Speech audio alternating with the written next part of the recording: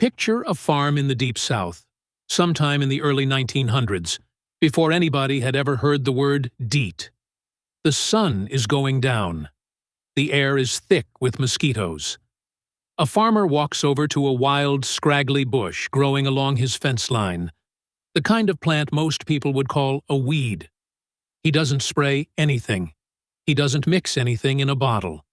He just grabs a handful of leaves, crushes them in his palms until they're bruised and wet, and rubs them on his arms and on his mule's neck. And within minutes, the mosquitoes back off.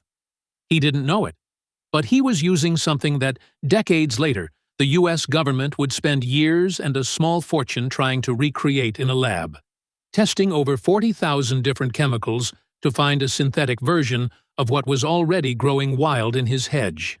That plant is called American Beautyberry, and its story, how it went from a trusted home remedy to a forgotten roadside shrub to something USDA scientists actually tested and confirmed works, is a genuinely interesting piece of plant science. So let's get into it. This isn't a story that begins in a laboratory. It begins with the native peoples of the American Southeast, including the Alabama, Choctaw, Creek, and Seminole nations, who had been using this plant for generations before European settlers ever set foot in the region. According to historical records kept by the USDA's own plant database, these communities boiled the roots, leaves, and branches of the plant into a strong tea, which they used in sweat baths to bring down fevers, including symptoms associated with malaria, and to ease the aches of rheumatism. They also boiled the roots as a treatment for dysentery. And for insects specifically, the method was simple. Crush the leaves. Rub the juice on the skin. They did this for themselves, and they did it for their horses too, sometimes weaving crushed branches right into the bridles and harnesses, so the animal carried its own bug protection wherever it went. Here's the part that's easy to miss. This knowledge didn't disappear when European settlers arrived. It got passed on. Southern farming families kept using crushed beautyberry leaves well into the 20th century. The same way a family passes down which pond has the best fishing, or which road floods first in a storm. Nobody wrote it in a textbook. It just got handed from one generation to the next. Now let's jump to the 1940s. The United States is fighting in the Pacific during World War II, and American troops are dealing with a serious problem. The jungle insects are causing almost as much trouble as the enemy. Mosquito-borne diseases like malaria were knocking soldiers out of action faster than combat was. The repellents available at the time barely lasted 2 hours before they wore off, and the military wanted something that could last significantly longer. So USDA and Army researchers got to work. Over the following years, they screened more than 40,000 different chemical compounds, looking for the one that worked best. This wasn't a guess-and-check afternoon. It was a genuinely massive research effort.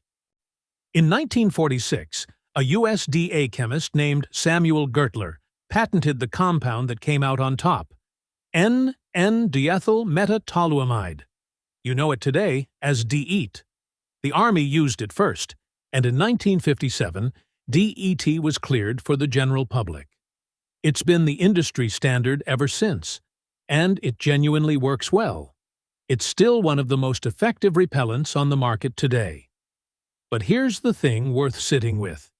The same government that ran 40,000 chemicals through the ringer to invent DEET already had a plant growing wild across its own southern states that did a similar job, for free, with no lab required. The answer they eventually engineered was, in a sense, also just growing in the ditch the whole time. Nobody had connected the dots yet. DEET wasn't the only thing that pushed old-fashioned remedies like Beautyberry out of common use. The other big shift came from something almost everyone has seen: the mosquito fogging truck that rolls through neighborhoods, spraying a fine chemical mist. Here's a detail a lot of people don't realize. The active ingredient in a lot of those fogging treatments traces back to a flower. For centuries, people ground up the dried flower heads of a certain chrysanthemum species into a powder and used it as an insecticide. This substance is called pyrethrum, and it was sold in early American drugstores simply as insect powder. Ancient Persia and other early civilizations used versions of it too. The natural compound had a genuinely elegant design. It was effective against insects, gentle on mammals, and it broke down quickly once exposed to sunlight. It did its job, and then it disappeared from the environment. Modern pest control mostly uses synthetic versions of this chemical now, called pyrethroids, which chemists engineered specifically to be stronger and to last far longer in the environment than the natural flower extract ever did. That's actually the whole point of the redesign. And that's also where a real trade-off shows up. A fogging treatment doesn't just target mosquitoes, it's non-selective. It also affects honeybees, butterflies, fireflies, dragonflies, and spiders, several of which are natural mosquito predators. When you knock out the predators along with the pest, the yard can actually become more vulnerable to mosquitoes rebounding once the chemical breaks down, because the insects that would normally have been keeping the population in check are gone too. This isn't a reason to panic about mosquito control programs. Public health fogging serves an important role, especially during disease outbreaks. But it's a good reason to know there are other tools, especially for your own backyard. For decades, the old Beautyberry remedy basically sat forgotten. Remembered by a handful of farming families, mentioned briefly in a dry USDA plant guide, and otherwise ignored by modern science. Then, in the early 2000s, an ARS botanist named Charles Bryson, based in Stoneville, Mississippi, remembered something his grandfather had told him as a kid, that crushing beautyberry leaves and rubbing them on skin, or tucking branches into a horse's harness, kept the biting bugs away. Bryson had actually been using this trick on himself for decades, and it kept working. He mentioned it to his colleagues at the USDA's Agricultural Research Service, and in 2004, a research team led by chemist Charles Cantrell, working with entomologist Jerome Clune, decided to actually test the folklore scientifically instead of dismissing it. Over a 12-month study, they extracted the essential oils from beautyberry leaves and isolated the specific compounds responsible for the repellent effect. They identified 3 of them: callicarpanol, intermediol, and spathulinol. One of these, callicarpanol, had never even been identified in nature before. The USDA team was the first to document it. When they tested these compounds against Aedes aegypti, the mosquito species responsible for spreading yellow fever and other diseases, the results confirmed what generations of southern farmers already knew. The plant genuinely does repel mosquitoes.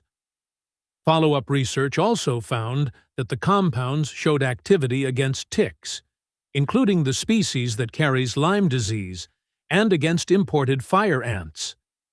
To be fair and accurate about this, laboratory testing found beautyberry's natural compounds work, but they generally don't last quite as long on the skin as DEET does. And beautyberry has never gone through the same large-scale safety and efficacy testing that would let it be sold as a registered, EPA-approved repellent. The USDA even filed a patent application on callicarpanol as a potential repellent ingredient, but turning a wild plant compound into a shelf-stable commercial product comes with real manufacturing hurdles that DEET, as a lab-made compound, doesn't have. So the honest takeaway isn't throw away your bug spray.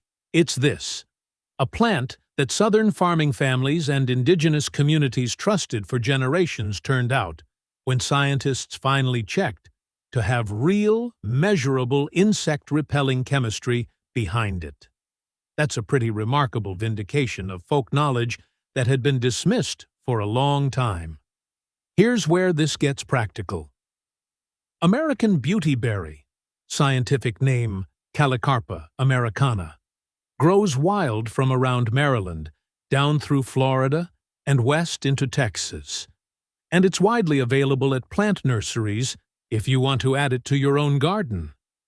It's a genuinely low-maintenance shrub. It tolerates poor soil, shrugs off most pests, and deer generally leave it alone. It also produces clusters of bright purple berries in the fall, which look great, and which birds love. If you plant one near your porch or patio, here's the traditional method. When the mosquitoes show up, pick a few leaves, crush them firmly between your palms until they're bruised and releasing oil, and rub them directly on your skin and clothing. It's a good idea to test a small patch of skin first, since some people can be sensitive to plant oils. This won't outperform a DEET-based spray for a full day in heavy mosquito conditions, but as a natural, zero-cost option for a backyard evening, it's a genuinely useful tool. And it's what people were relying on for a very long time before spray cans existed. Here's a second method that pairs really well with the Beautyberry, and it goes after mosquitoes before they ever reach your skin. Take a plain 5-gallon bucket and fill it about 2/3 with water. Toss in a handful of grass clippings, dead leaves, or hay, and let it sit for a day or two.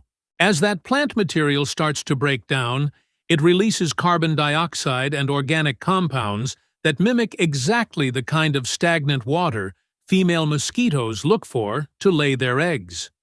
Once mosquitoes start showing up to lay eggs in your bucket, that's when you add what's called a mosquito dunk, a small donut-shaped tablet sold at most hardware stores for around $10 a pack. The active ingredient in these dunks is a naturally occurring soil bacterium called Bacillus thuringiensis israelensis, usually just called BTI.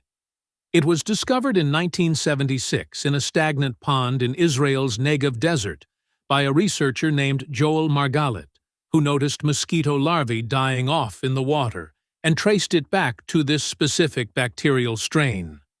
What makes BTI genuinely impressive is how targeted it is. It produces a toxin that's only harmful to mosquito larvae and a few closely related insects, like black flies. It doesn't affect bees, butterflies, fish, frogs, birds, pets, or people. The bacterium was registered with the EPA back in 1983 and has been used in mosquito control programs around the world ever since, precisely because it kills the target pest without the collateral damage you get from a broad chemical fog.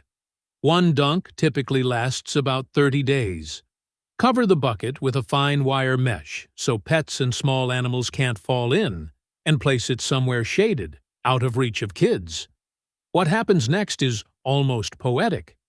Female mosquitoes fly in, lay their eggs exactly where you want them to, and their larvae never make it to adulthood. You've essentially built a mosquito trap that kills nothing except the thing you're actually trying to get rid of.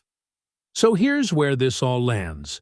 A plant that grew wild in southern fence rows, trusted by indigenous communities and passed down through farming families for generations, turns out to have real, scientifically confirmed insect-repelling chemistry. Chemistry that took a dedicated USDA research team and a grandfather's memory to finally get taken seriously. And a bacterium discovered in a random desert pond in Israel in 1976 turned out to be one of the most precise, environmentally safe mosquito control tools we have. A sharp contrast to the broad chemical fogging that can end up doing as much harm to the good bugs as it does to the bad ones.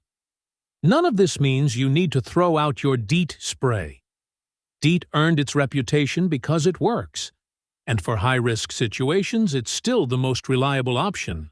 But if you've got a shady spot on your porch, planting a beautyberry bush and setting up a BTI bucket costs very little, and it's a genuinely science-backed way to take the edge off mosquito season without turning your whole yard into a chemical zone. Sometimes the new discovery really was just something that had been growing in the hedge the entire time. It just took the right person paying attention to prove it. And that's really what this channel is about. Pulling these old, half-forgotten pieces of knowledge back out into the light and checking them against real science, so you get the true story instead of just the legend. Quick disclaimer before you go. This video is for educational and entertainment purposes only, not medical advice. Beautyberry is not an EPA-registered insect repellent, and it hasn't been tested to the same standard as commercial products like DEET, so treat it as a natural supplement to your usual bug protection, not a full replacement, especially in areas with serious mosquito-borne disease risk. If you're pregnant, have sensitive skin, or are giving anything to children, talk to a doctor before trying a home remedy like this one, and always patch test any plant on a small area of skin first.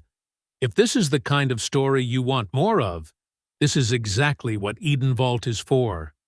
Every episode, we open up another file from history, science, or nature that got buried, forgotten, or dismissed. And we dig until we find out whether the old story actually holds up.